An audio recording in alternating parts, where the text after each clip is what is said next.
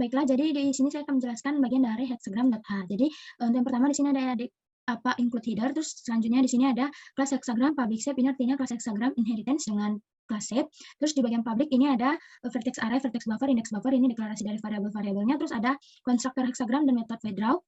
Lalu di bagian private ada variabel vertices dan index R, ini untuk penggambaran hexagramnya.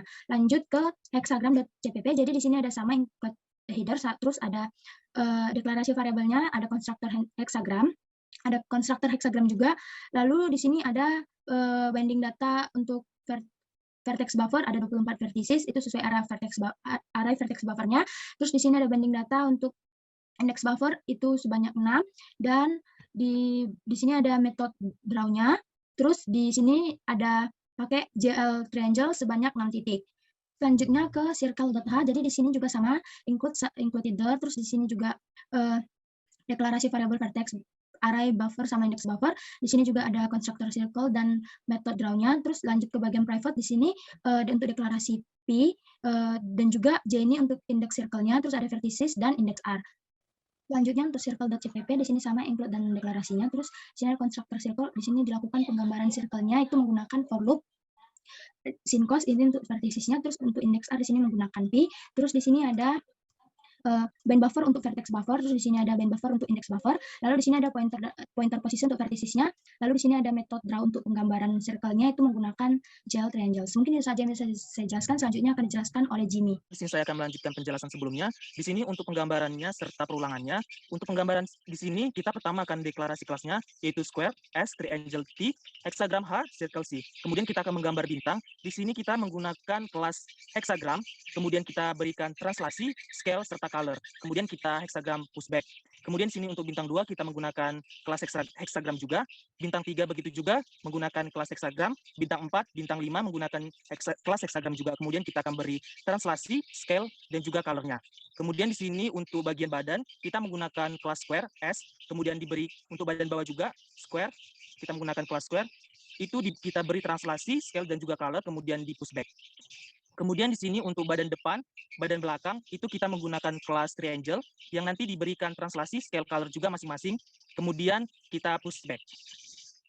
Kemudian ada jendela, itu kita menggunakan kelas square, untuk jendela pertamanya itu square, kemudian kita beri translasi, scale, color juga. Untuk jendela yang keduanya itu kita buat pakai kelas triangle, kita set translasinya, scale, dan juga colornya, kemudian kita pushback. Kemudian di sini ada ekor, itu kita menggunakan kelas triangle, itu untuk aturannya itu kita sama seperti di atas. Kemudian di sini ada juga baling-baling, itu menggunakan kelas circle. Kemudian ada mesin atasnya kita gunakan square, kelas square. Tangkai baling-baling atas kita menggunakan kelas square. Untuk baling-baling atasnya juga square. Kaki depan helikopter kita menggunakan kelas square juga.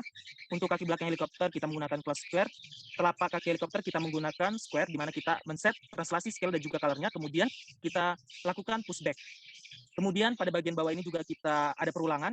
Ini perulangannya hingga si user menutup Windows-nya. Untuk perulangan sendiri, di sini yang kita gunakan itu ada GL enable dan juga GL blend function, yang itu untuk warna alpha, untuk warna yang transparan. Kemudian ada di sini kita GL clear color untuk background langitnya. Kemudian di sini ada perulangan. Ini perulangannya ini sebesar hexagram size-nya. Jadi ketika nanti pada bagian atas ini dia untuk si hexagramnya itu sampai ke berapa dia di push, segitulah besar perulangannya. Kemudian begitu juga dengan square, triangle, dan juga circle.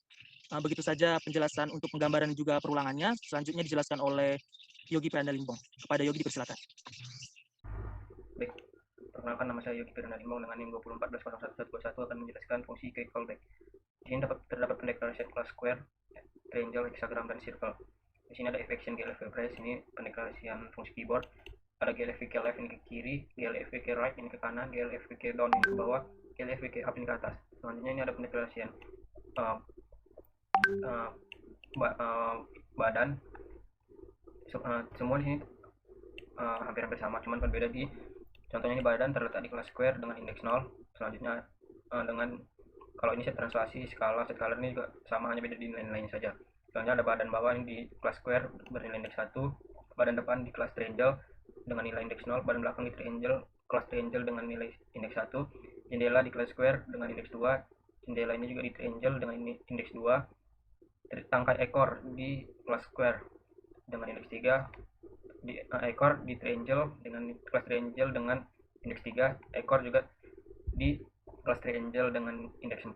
Baling-baling belakang di circle, kelas circle dengan indeks 0, mesin atas kelas square dengan indeks 4, tangkai baling-baling atas dengan kelas square nilai indeksnya 5, baling-baling atas dengan kelas square bernilai indeks 6, kaki depan helikopter kelas square bernilai indeks 7, kaki belakang helikopter di kelas square bernilai 8, dan telapak helikopter di kelas square bernilai 9. Semua ini sama ada translasi, skala, set color, hanya berbeda di nilai-nilai di setiap indeks saja. Mungkin itu saja saya sampaikan. Selanjutnya akan disampaikan oleh Irfan Akbar Habibie. Di sini saya akan lanjutkan untuk penjelasan sebelumnya. Jadi di sini untuk bagian GLVG time itu dimasukkan ke variable current time untuk mengambil waktu sekarang. Kemudian delta time ini untuk menampung selisih dari current time kurang last time. Kemudian last time ini sama dengan current time yang tadi. Kemudian untuk rotation and increment sama dengan delta time. Jadi ini rotation ditambah dengan delta time. Kemudian untuk condition rotation lebih besar dari 0,2 F ini untuk mengatur kecepatan dari rotasi bintangnya. Kemudian rot plus ini increment untuk variable kemudian bintang 1 ini akan digambar ulang dengan bintang 4 ini yang diubah cuman set rotationnya itu diubah menjadi nilai variable rot, dan untuk bintang 4 juga sama. Untuk hasilkannya kurang lebih seperti ini. Jadi ada beberapa objek bintang, itu bintang 1 dan bintang 4 itu menerapkan GLVG time untuk rotasi atau putaran bintang. Kemudian untuk fungsi callback-nya sendiri itu ada atas bawah dan kiri kanan untuk mengubah posisi dari helikopter ke arah atas, bawah, kiri maupun kanan. Kurang lebih seperti ini untuk hasil kerja kelompok kami. Jika ada kesalahan dalam pengerjaan atau kata-kata dalam penjelasan, kami mohon maaf. Terima kasih.